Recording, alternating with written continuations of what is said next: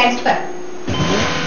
सभी जिला मुख्यालयों में होगा अनुसूचित जाति बालिका आवासीय विद्यालय का निर्माण, विभागीय मंत्री जीतन राम मांझी ने की घोषणा। नारायणा क्लासेस ने मनाया अपना स्थापना दिवस, जिला स्तरीय क्विज प्रतियोगिता का भी किया आयोजन।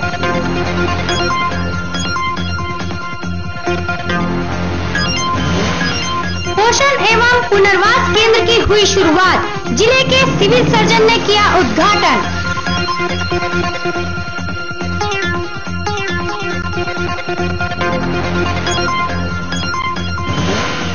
एक 102 की एम्बुलेंस सेवा बनी लूट खसोट का जरिया, मरीजों से जबरन पैसों की वसूली करते हैं उनके कर्मी।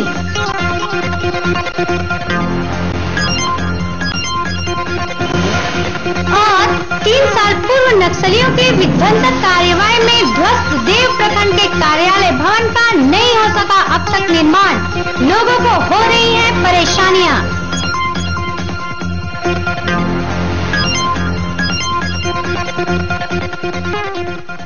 ये थी अब तक की सुर्खियां और अब बढ़ते हैं खबरों की ओर।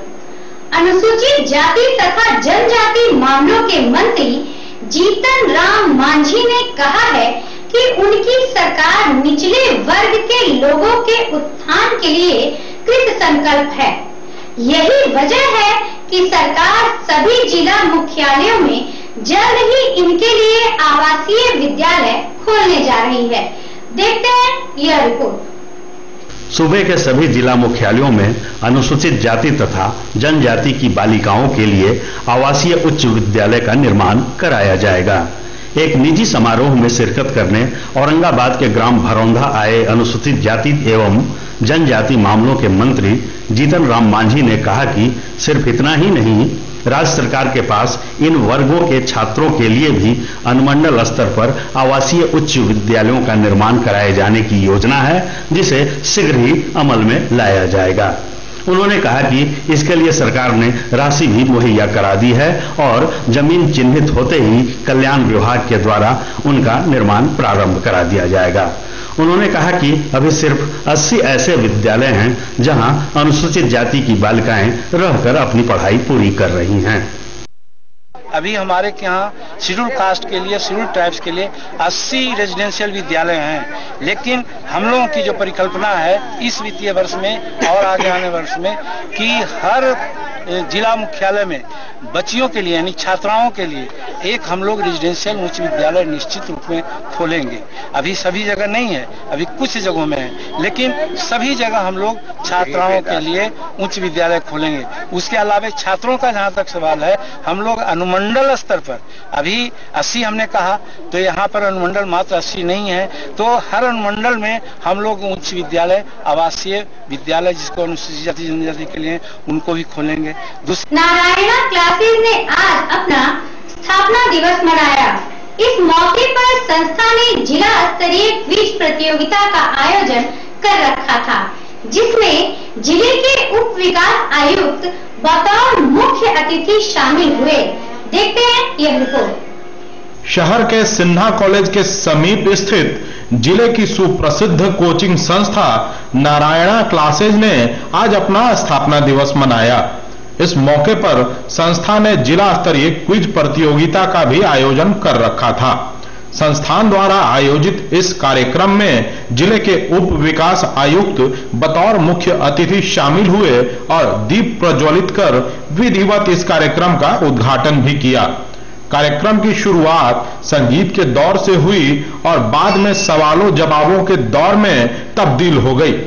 काफी देर तक यह सिलसिला चलता रहा। इस बाबत संस्थान के कर्ता धर्ता सतीश रंजन ने बताया कि जिले की बौद्धिक गतिविधियों को गति प्रदान करने वाली उनकी यह संस्था अपने स्थापना दिवस पर हर साल क्विज प्रतियोगिता का आयोजन करती है, जिससे कि छात्रों को शिक्षा के क्षेत्र में कुछ अच्छा कर दिखाने का अवसर मिलता है। इधर प्रतिभागी छात्र भी काफी खुश थे। छात्रों ने बताया कि ऐसे आयोजनों से उन्हें अपनी क्षमता प्रदर्शित करने का मौका मिलता है, जबकि डीडीसी ने कहा कि शिक्षा को बढ़ावा देने की दिशा में नारायणा क्लासेस जैसी कोचिंग संस्थाओं का बड़ा ही महत्वपूर्ण योगदान रहता है। यही वजह है कि इसके हर आयोजन में जिला प्रशासन के वरीय अधिकारी जरूर शामिल होते हैं। शिक्षकों को बढ़ावा देने में इस नारायणा कोचिंग संस्थान का बहुत बड़ा योगदान है। हमारे यहाँ एक तो मेन जो शिक्षक है जिनका ऑर्गेनाइज किया हुआ कोचिंग संस्थान है वो सतीश रंजन जी जो डायरेक्टर हैं।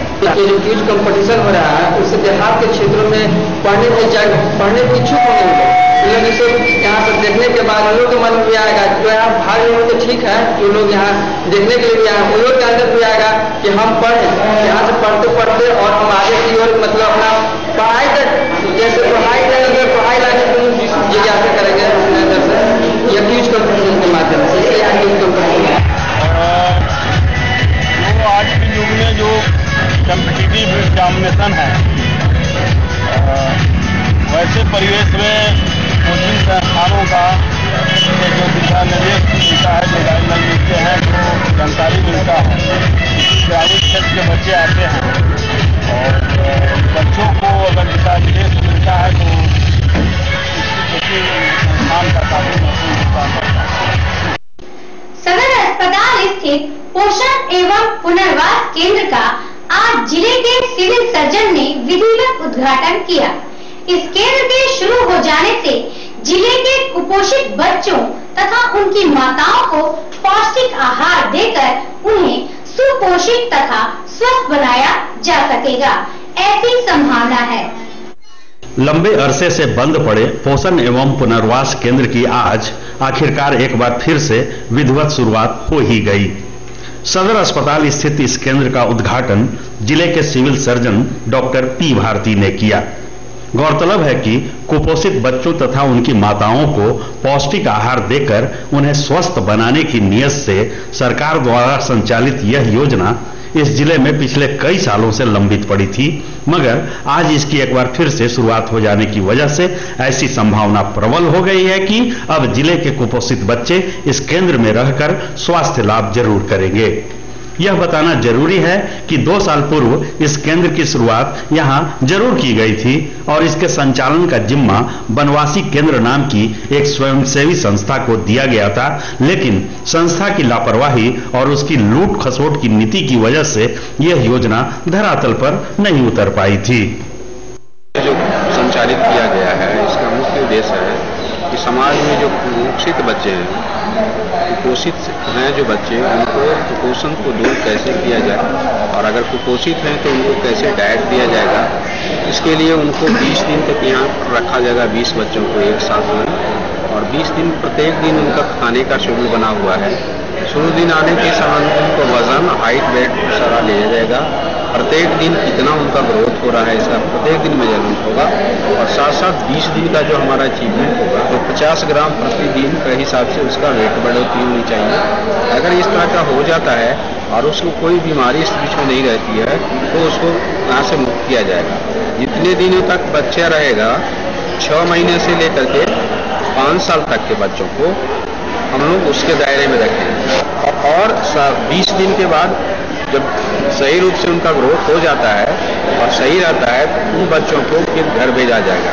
लेकिन ऐसा नहीं कि घर देने के बाद छोड़ दिया जाएगा, उसको फिर से फॉलो किया जाएगा कि उनका जो बनाया गया है शेड्यूल ग्रोथ सही ढंग से जा रहा है कि नहीं जा रहा है। उनके बीच बीच में देखा जाएगा और उनको हिदायत दिया जाएगा, उनके माँ को हिदायत दिया जाएगा।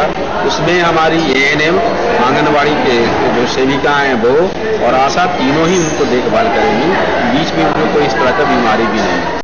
102 की एम्बुलेंस सेवा उसके कर्मियों के लिए लूट खसोट की योजना बनकर रह गई है, जबकि इस योजना की शुरुआत गर्भवती महिलाओं, नवजात शिशुओं तथा वरिष्ठ नागरिकों के लिए निःशुल्क सेवा देने के लिए की गई थी।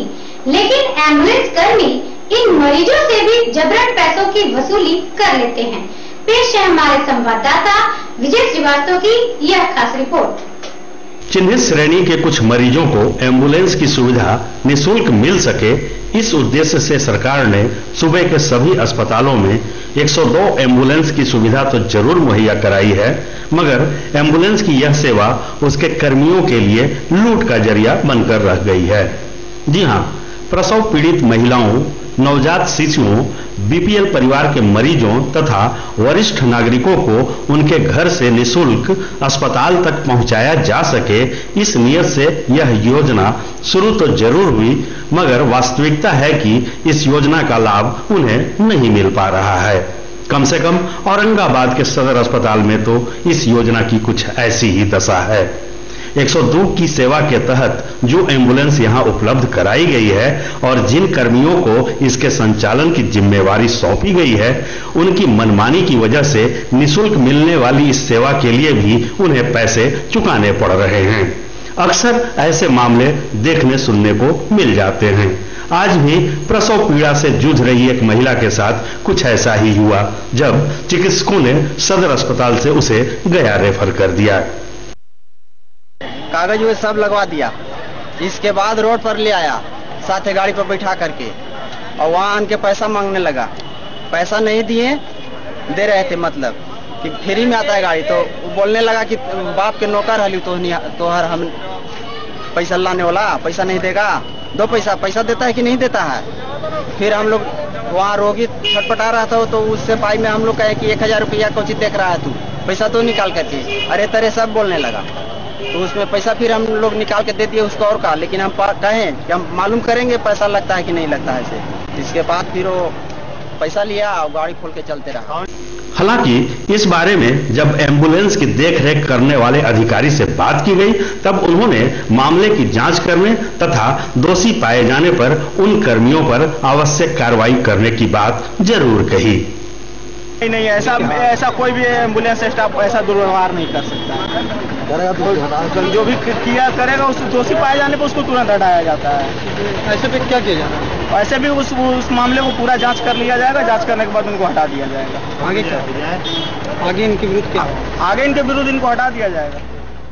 बहरहाल जरूरत है एम्बुलेंस कर्मियों की इन मनमानियों पर रोक लगाने की, ताकि सरकारी तौर पर निःशुल्क मिलने वाली इस सुविधा का लाभ उन्हें जरूर मिल सके, जो कि इसके वास्तविक हकदार हैं।